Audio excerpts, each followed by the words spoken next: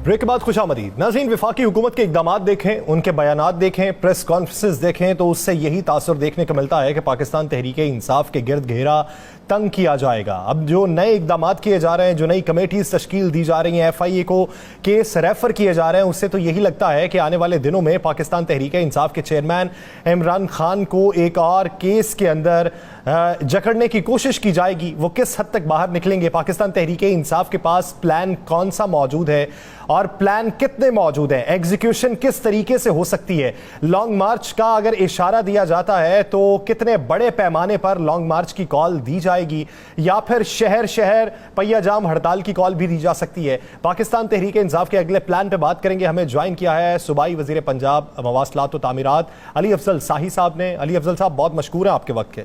अली अफजल साहब, अगर आज टेक्सला का जलसा देखें, अवामी जो हिमायत है वो रोज बरोज बढ़ती जा रही है। एक मौके पे आके ये लगा था कि जब हुकूमत ये दावे कर रही थी कि पाकिस्तान तहरीके इंसाफ की तहरीक दम तोड़ रही है, वहां पर भी ऐसा कोई तासुर देखने को नहीं मिलता। तो क्या समझते हैं कि अगर खान साहब के गिर्द घेरा तंग करने की कोशिश की जाती है तो पाकिस्तान तहरीके इंसाफ का रद्द अमल क्या होगा? देखिए जी यासर साहब, ये जो आपने बात की है, मैं समझता हूँ कि ये एक ट्रेलर हम इसका देख चुके हैं। हमने देखा कि जब ये खान साहब से मैंडेट छीना गया और चोर रास्ते से इक़्तिदार पे कब्जा किया गया तो अवाम ने किस तरीके से रिएक्ट किया और अपने वोट की ताकत से रिएक्ट किया। ये जो आप बात कर रहे हैं कि जी किस तरीके से PTI रिएक्ट करेगी, मैं समझता हूँ कि उससे ज़्यादा इम्पॉर्टेंट ये है कि आम आवाम किस तरीके से रिएक्ट करेगी। ये जिस तरह से कल वारंट निकाले गए खान साहब के अरेस्ट वारंट्स, और आपने देखा कि ये मैं समझ रहा हूँ ये पाकिस्तान बदल चुका है। ये 90s का पाकिस्तान नहीं है, 80s का पाकिस्तान नहीं है। अभी ये खान साहब के कॉल भी नहीं दी गई, उसके बावजूद लोग निकले हैं, सिर्फ PTI के कारकुन नहीं निकले, खान साहब के दिफा के लिए और बनी गाला पहुंचे हैं। जिसके बाद आपने देखा कि हुकूमत की टांगें कांपी और फिर ये वापस रिट्रीट किया इन्होंने। सो मैं ये समझता हूँ कि ये एक अवामी राय है, अवामी तासुर है और अवाम का प्रेशर है जिसको ये सस्टेन नहीं कर सकेंगे। ये वाटर टेस्ट करें और ये इन्होंने देख लिया 2-3 दफा इस तरह की हरकत की कि अवाम जो है वो जाग चुके हैं, वो गाफिल नहीं है और वो बहुत विजिलेंट हैं। और इस तरह की कोई भी अगर अटेम्प्ट की गई तो मैं समझता हूं कि बहुत भरपूर किस्म की अवाम की तरफ से रेजिस्टेंस नजर आएगी। और जो इलेक्शंस हैं, जो फ्रेश इलेक्शंस का हम मुतालबा कर रहे हैं, उसमें आपको ये पूरी फिल्म नजर आएगी जो ट्रेलर आपने बाई इलेक्शंस में देखा था। अच्छा अली भाई, मुझे ये तो बता दें कि खान साहब ने आज जलसे में कहा गिरफ्तारियां हों, मानने के लिए तैयार हूँ, हर चीज़ के लिए मैं तैयार हूँ। तो क्या अब आपका लॉन्ग मार्च फाइनल है या अभी इस पे सोच विचार जारी है? रान साहब देखें, बिल्कुल हम तो जो भी डेमोक्रेटिक तरीके हैं एहतजाज के, पुरअमन एहतजाज के, वो हम सारे एक्सरसाइज करने का हक भी रखते हैं और उस पर डेलिब्रेशंस हो रही हैं। खान साहब इंशाल्लाह जब कॉल देंगे, सारे कार्ड्स तो नहीं हम शो कर सकते, लेकिन रेस्ट अश्योर्ड खान साहब की आवाज़ पे इंशाल्लाह पूरा पाकिस्तान लब्बैक कहेगा और इस हुकूमत को हम सरप्राइज देंगे। और जिस तरह से ये सरप्राइज जो है कितने माह बाद मिलेगा, थक गई है अली भाई, थक गई है कौम सारी। सरप्राइज सरप्राइज सुनते सुनते कब मिलेगा सरप्राइज? राना साहब कौम थकी नहीं है, कौम तैयार है। और जिस तरह से खान साहब नहीं थकते, मैं समझता हूँ अब अल्हम्दुलिल्लाह पूरी पाकिस्तानी कौम नहीं थकती। आप देखते हैं कि 2 घंटे की कॉल पे लोग इकट्ठे हो जाते हैं, 2 दिन के नोटिस पे लोग तो इकट्ठे हो रहे हैं। लोगों को आप कॉल ना भी दें तब भी वो इकट्ठे हो रहे हैं। लेकिन फवाद हुसैन चौधरी साहब ने 3 दिन पहले ये बात की थी कि अब लोग कुछ किसी हद तक फ्रस्ट्रेशन का भी शिकार हो रहे हैं। हमने प्लानिंग कर ली है, लॉन्ग मार्च की कॉल देंगे, जल्दी देंगे और लॉन्ग मार्च का वक्त आन पहुंचा है। सवाल ये है कि लॉन्ग मार्च होगा कब? अक्टूबर के पहले हफ्ते, दूसरे हफ्ते या तीसरे हफ्ते? नहीं, मैं टाइमलाइन नहीं दूंगा। अगेन जैसे ये तो पार्टी हेड का प्रोगेटिव है और बिल्कुल ये कुछ बातें पार्टी के अंदर रहनी चाहिए, बट ये जल्दी आएगा। अब मजीद इंतज़ार नहीं करवाया जाएगा क्योंकि हम देख रहे हैं कि किस तरह से पाकिस्तान की इकॉनमी कोलैप्स कर चुकी है। आप देख रहे हैं कि जो किसान बैकबोन है पाकिस्तान की इकॉनमी का, आज किसानों का क्या हाल किया गया है, किस तरह से किसान एहतजाज कर रहे हैं, किस तरह जुल्म किया गया। मैं समझता हूँ कि आपने बिजली की कीमतें किसानों के लिए डबल कर दी हैं। जब इनपुट कॉस्ट आप इतनी ज़्यादा कर देंगे तो ये जो जितने हमारे बेचारे किसान हैं ये क्या करेंगे? और कैसे ये अपनी जो इनपुट कॉस्ट है उसको मीट कर सकेंगे। सो मैं ये समझता हूँ कि ये सोचने की बातें हैं, ये हमारे मुजाहिद हैं, हमने इनको सपोर्ट करना है। अगर हम किसानों को रिलीफ नहीं दे सकेंगे, ये इजनास नहीं उगाएंगे, तो उसके बड़े सवेयर रिपरकशंस हैं। सो ये जो जितनी भी चीजें हैं जो आपकी इकॉनमी कल खान साहब जो आप किसानों को मजदूरों के साथ, क्या खान साहब किसानों के पास जा रहे हैं? देखिए रान साहब, हम तो, मैंने जैसा कि कहा, मेरा अपना ताल्लुक एक ज़रई घराने से है। किसान बहुत परेशान है और हम सारों के साथ खड़े हैं। ये खान साहब जो है वो पूरी पाकिस्तानी कौम को रिप्रेजेंट कर रहे हैं। आपने देखा है कि किस तरह से सिर्फ किसानों का इस्तेसाल नहीं हुआ। अभी आप देखेंगे फैसलाबाद में लुमें बंद होने जा रही हैं, फैसलाबाद में जो मजदूर हैं वो भी एहतजाज करेंगे क्योंकि इनके पास कोई इसके अलावा ऑप्शन ही नहीं बाकी बचा। मैंने अफजल भाई, अली अफजल साहब, जो मैंने चीज़ पूछी है उसका तो थोड़ा सा जवाब दे दें। क्या खान साहब अपनी हाई कोर्ट से वापसी बार किसानों के पास जा रहे हैं? देखें, खान साहब बिल्कुल किसानों के साथ खड़े हैं हम, लेकिन कोशिश ये कर रहे हैं, हत्तुल इम्कान कोशिश ये है कि हम इस इशू को पॉलिटिसाइज ना करें। हम किसानों के साथ खड़े हैं, उनकी डिमांड्स के साथ खड़े हैं और उसमें जो भी बेहतर तरीका होगा जिससे हम किसानों के मसाइल हल कर सकें। हमने सिर्फ खान साहब ने फोटो शूट के लिए या अदरवाइज नहीं जाना, हम तो उनकी डिमांड्स के साथ खड़े हैं। तो मैंने तो उससे बड़ी बात कर दी कि जो किसानों का मुतालबा है वो बिल्कुल जायज़ है और मैं समझता हूं कि पाकिस्तान की तरक्की का राज इसमें पिन्हा है कि किसान को तो रिलीफ दें। किसान के साथ क्यों ज्यादती कर रहे हैं, किसान के साथ क्यों जुल्म कर रहे हैं, और इस जुल्म का हिसाब देना पड़ेगा। ये चीज़ काउंटर प्रोडक्टिव होगी। इनको होश के नाखून लेने चाहिए, किसानों को फैसिलिटेट करना चाहिए कि आज जिस मैं समझता हूँ आजमाइश की घड़ी से वो गुजर रहे हैं, हमें उनके साथ खड़ा होने का टाइम है। आप ये कहते हैं कि किसानों की जो तहरीक है उसे पॉलिटिसाइज नहीं करना चाहिए। बहुत से लोग ये राय रखते हैं कि चलें, जो बिजली की कीमतें हैं वो तो वफाक के अंडर आती हैं, वफाक ने देखना होता है। ये जो खाद की कीमत है या दीगर अजनास की कीमतें हैं जिसका वो मुतालिबा कर रहे हैं वो तो सूबाई हुकूमत की सवाबदीद है, लेकिन वो अगर इस्लामाबाद में पहुंचे हैं तो इसके पीछे पाकिस्तान तहरीक इंसाफ खड़ी है। इस तासर को किस तरीके से रद्द करेंगे? नहीं, देखिए यासिर साहब, इसमें देखने वाली बात यह है कि बिजली की कीमत 13 रुपए से 24 रुपए गई है। सो अगर रफली देखा जाए तो it is an increase of around 90%। So almost double की है इन्होंने कीमत। अगर खाद की कीमतें देखी जाएं तो वो तो 10 से 15% बढ़ी हैं। उसके अगेंस्ट जो हमने इजनास की कीमत है वो भी ज़्यादा मुकर्रर की है। मसलन अगर गंदम को देख लिया जाए तो पंजाब ने 3000 उसका रेट मुकर्रर किया है। सो ये सारे किसान दोस्त इकदाम हैं जो पंजाब हुकूमत उठा रही है और किसानों को फैसिलिटेट करने की कोशिश कर रही है। अच्छा अली अफजल भाई, ये मुझे बताएं, कल का दिन पाकिस्तान की सियासत में बड़ा अहम दिन गिना जा रहा है कि 3 अक्टूबर है, खान साहब ने अदालत में पेश होना है और तहरीक इंसाफ को भी बड़ी उम्मीदें लगी हुई हैं और हुकूमत को भी बड़ी उम्मीदें हैं। दोनों तरफ उम्मीदों के पहाड़ जो हैं वो खड़े हैं। आप एक वकील भी हैं, लायर भी हैं, कानूनदान भी हैं, आपकी नज़र में कल क्या फैसला मुतवक्के हो सकता है? देखिए जी, मामला क्योंकि सब जुडिस है तो उस पर मैं मुतवक्के कहा है, मैंने मुतवक्के कहा है, मैंने ये नहीं कहा कि फाइनल राय दे दें। हाँ, मुतवक्के कानून की नजर से। हाँ बिल्कुल, ये मैंने देखा, ये सारे जी कानून की नज़र में ये जो सारे केसेस हैं ये बिल्कुल कमज़ोर केसेस हैं, इनमें कोई जान नहीं है और इसीलिए ये तासुर जो है ये लीगल कम्युनिटी का, लीगल फ्रेटर्निटी का भी है और आम पाकिस्तानियों का भी है और वो जानते हैं कि खान साहब के अगेंस्ट विक्टिमाइजेशन की जा रही है। सो किसी किस्म का कोई अदालत से और अदालती फैसलों से पाकिस्तान तहरीक इंसाफ को और पाकिस्तान तहरीक इंसाफ के लीडर इमरान खान साहब को किसी किस्म का कोई खतरा नहीं है। अली साहब, वफाकी हुकूमत की ये कोशिश है, हत्तुल इम्कान कोशिश है कि खान साहब को नाअहल करवा के फिर नए इंतखाबात का ऐलान किया जाए। पाकिस्तान तहरीक इंसाफ का ऐसी सूरत में कदम क्या होगा? इंतखाबात का बॉयकॉट या इंतखाबात में खान साहब के बगैर जाएंगे या फिर अदालतों का रुख किया जाएगा? यासिर साहब, ये जो सारे आपने स्टेप्स के या ऑप्शंस के, ये साइमल्टेनियसली भी एक्सरसाइज किए जा सकते हैं, बट मैं ये बावर करवाने की कोशिश करूंगा कि देखें, एक इंसान की प्लानिंग होती है और एक अल्लाह की ज़ात की प्लानिंग है। सो ये साजिशें तो काफ़ी देर से जारी हो सारी हैं, लेकिन ये अपनी साजिशों में कामयाब नहीं हो सके। इन्होंने जितना खान साहब को स्नप करने की कोशिश की, कॉर्नर करने की कोशिश की, ये सारी जो इनकी कोशिशें और साजिशें हैं वो काउंटर प्रोडक्टिव साबित हुई। सो मैं अब भी समझता हूं कि ये खान साहब को पाकिस्तान की सियासत से माइनस करने का ख्वाब छोड़ दें। इस पे अवाम जो है वो रिएक्ट करेंगे भरपूर अंदाज से।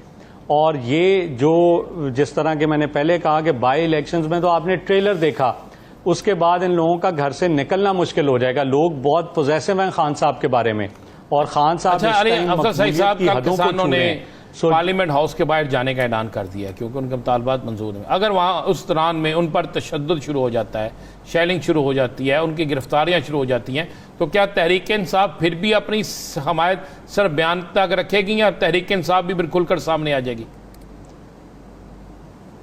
हाँ, नहीं, राना साहब देखें, वो जिसको कहते हैं ना कि हर चीज़ की एक हद है, और ये यहाँ पे किसी जगह पे तो हमने रेड लाइन ड्रॉ करनी है। आपने देखा कि पीटीआई तो खुद विक्टिम है और इसके अगेंस्ट विक्टिमाइजेशन की गई। सो मैं ये समझता हूँ कि ये एक फैशिस्ट रजीम है। जिस तरह से किसानों को धमकियां दी जा रही हैं, ये बहुत अनफॉर्चुनेट बात है। सो बिल्कुल हम किसानों के साथ डट के खड़े होंगे, और अगर कोई ऐसी हरकत की गई तो फिर बिल्कुल हम खुल के सामने आएंगे, क्योंकि हम अपने किसान भाइयों का तहफ़्फ़ुज़ करेंगे। हम पाकिस्तान की एग्रीकल्चरल इकोनॉमी जो है वो कोलैप्स नहीं होने देंगे।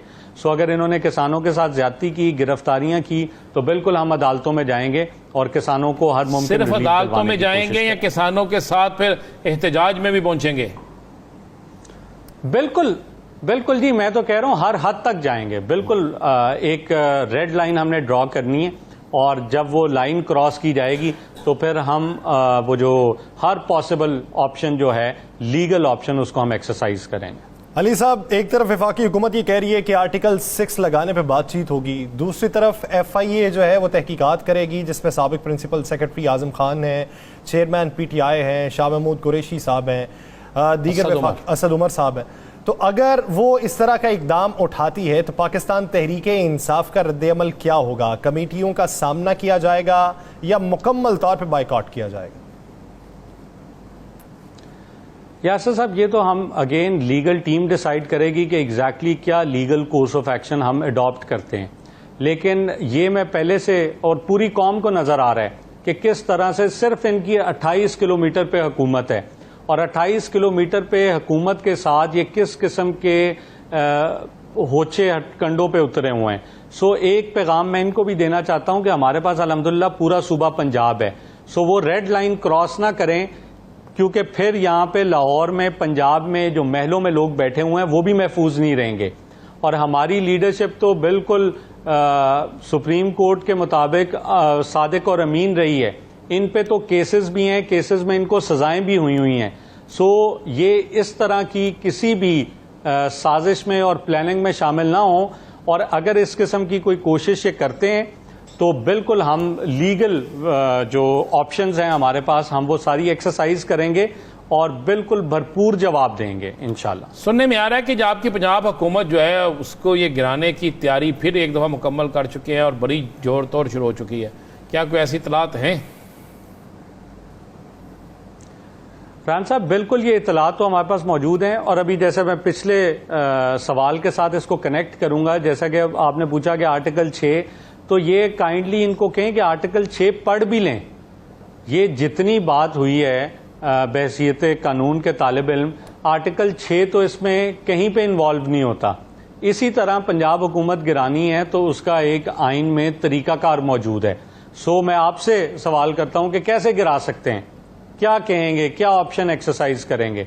सो इनके पास कोई लीगल ऑप्शन नहीं है सवाए इसके कि ये 1990 की सियासत में जाएं, छांगा मांगा की सियासत करें और बंदे उस तरीके से तोड़ने की कोशिश करें। अगेन लोगों ने देख लिया, जिन लोगों ने पहले इस तरह से पार्टी वफादारी तब्दील आप की, कह रहे हैं कि कोशिश करें, पे छुरा घोंपा लोगों ने, तो कुछ ये भी है कि कोशिश हो रही है। मैं यही कह रहा हूं कि ये कोशिश हो रही है, लेकिन मैं इसको कामयाब होते हुए इसलिए नहीं देख रहा कि जो भी सियासी लोग हैं, सियासी घराने हैं, उनकी सियासत पे बड़ी गहरी नजर है। वो ये वो देख चुके हैं कि किस तरह से जिन लोगों ने वफादारियां तब्दील की अपने जाती मुफादात के लिए, अवाम ने उन्हें निशाने इबरत बनाया है। सो मैं नहीं समझता कि कोई भी जी शऊर शख्स इस किस्म की हरकत दोबारा करने का सोचेगा, और अगर सोचेगा तो उसका हाल भी वो होगा जो 17 जुलाई को 15 लोगों का हुआ। और अगर ये करते हुए ये कोई ऐसी हरकत करते भी हैं, मैं पंजाब हुकूमत को किसी भी तरीके से कमजोर होता हुआ नहीं देख रहा। अच्छा अली भाई, चलें ये बता दें, हम ये नहीं पूछ रहे कि खान साहब कब लॉन्ग मार्च कर रहे हैं, हम ये नहीं पूछ रहे डेट क्या है, हम ये तो बता दें कि खान साहब इस दफ़ा पंजाब से निकलेंगे या KPK से। रान साहब, ये ज़्यादा ख़तरनाक सवाल आपने पूछ लिया। बहरहाल मैं पहले सवाल का जवाब दे देता हूँ। इंशाल्लाह इसी महीने कॉल देंगे और इंशाल्लाह खान साहब पूरे पाकिस्तान से निकलेंगे। PTI के कारकुन पूरे पाकिस्तान से निकलेंगे और पाकिस्तान की अवाम निकलेगी। मैं पूछ रहा हूँ, हम ये डेट नहीं पूछ रहे, हम पूछ रहे हैं सूबा पूछ रहे हैं, KPK या पंजाब। मैं कह रहा हूँ पूरा पाकिस्तान खान साहब का है, खान साहब पूरे पाकिस्तान के हैं, तो खान साहब इंशाल्लाह पाकिस्तान से निकलेंगे। अली अफजल सईद साहब, मैं ये पूछना चाह रहा हूँ कि पाकिस्तान के अंदर ये जो महंगाई उरूज पे पहुंच चुकी है, प्राइस कंट्रोल कमेटीज फाल नहीं है, पंजाब में किस हद तक प्राइस कंट्रोल कमेटीज को फाल करने की कोशिश कर रहा है?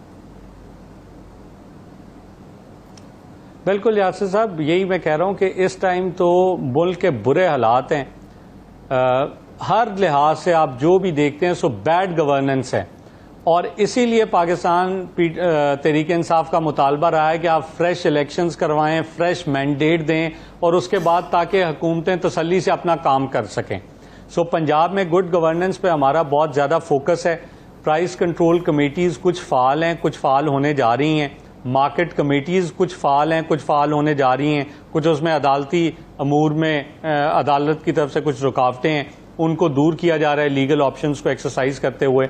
इंशाल्लाह इनको इफेक्टिवली हम जो है मार्केट कमेटियों को और प्राइस कंट्रोल कमेटीज़ को इनको मैंडेट जो है इनका लीगल ये उसमें रहते हुए काम करेंगे और इंशाल्लाह गुड गवर्नेंस को इंश्योर करेंगे। बहरहाल कुछ क्योंकि ये जो प्राइस हाइक है इसका ताल्लुक वफाक की पॉलिसी से भी है, उसकी भी एक इम्पैक्ट आ रहा है। सही। एक आखिरी सवाल, आप वज़ीर मवासलात और तामीरात भी हैं, तो सैलाब से होने वाली तबाहकारियों के नतीजे में मवासलाती निज़ाम और तामीराती निज़ाम जो मुतासर हुआ था उसकी रिहेबिलिटेशन कितने अरसे में मुकम्मल हो जाएगी? यासिर साहब, ये तो देखें कंप्लीट रिहेबिलिटेशन तो शायद थोड़ा सा लंबा प्रोसेस होगा, बट एक तो मैंने जैसे पहले भी एक प्रोग्राम में अर्ज की थी कि हम एक तो साथ साथ काम करते रहे। हमने कोई भी मेजर रोड डिस्कनेक्ट नहीं होने दी, और उसके बाद अब क्योंकि ऑब्वियसली पानी उतर चुका है पंजाब में और अब हम प्रॉपर रिहेबिलिटेशन की तरफ जा रहे हैं और प्रॉपरली इंशाल्लाह ये रोड और जो बिल्डिंग्स डैमेज हुई हैं इनको रीवैम्प करेंगे। कंप्लीट रिहेबिलिटेशन में तो टाइम लगेगा, बट अदरवाइज इंशाल्लाह मैं समझता हूं कि पंजाब गवर्नमेंट इसके लिए स्पेशल इस पे फोकस किए हुए है। हम 3-4 महीने में इसको एक अच्छे लेवल पे रीवैम्प कर देंगे, और जो क्योंकि ऑब्वियसली कुछ हमारे कंस्ट्रेंट्स हैं, कोई बजट के कंस्ट्रेंट्स हैं, बट उसके बाद जिस तरह के आपको पता है कि ये अनप्रेसिडेंटेड सैलाब आए और इसकी तबाहकारियां बहुत ज़्यादा हैं, एक हमें थोड़ा सा लंबा टाइम चाहिए होगा कंप्लीट रिहेबिलिटेशन। तवील अरसा चाहिए होगा, लेकिन 3-4 महीने में खातिर खा बेहतरी देखने में आएगी। बहुत शुक्रिया अली अफजल साहिब इस वक्त देने के लिए। नाज़रीन, दीगर सियासी मंजरनामे में बात